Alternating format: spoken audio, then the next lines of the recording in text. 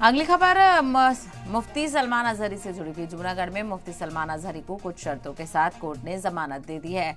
सलमान अजहरी पर hate speech देने का मामला दर्ज किया गया था, उनको गिरफ्तार किया गया था और अब कुछ शर्तों के साथ मुफ्ती सलमान अजहरी को जमानत दे दी है।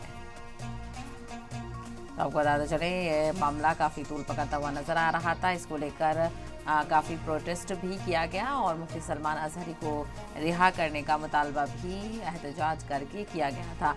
तो फिलहाल जूनागढ़ में मुफ्ती सलमान अजहरी को कुछ शर्तों के साथ कोर्ट ने जमानत दे दी है। बड़ी राहत उनको मिली है।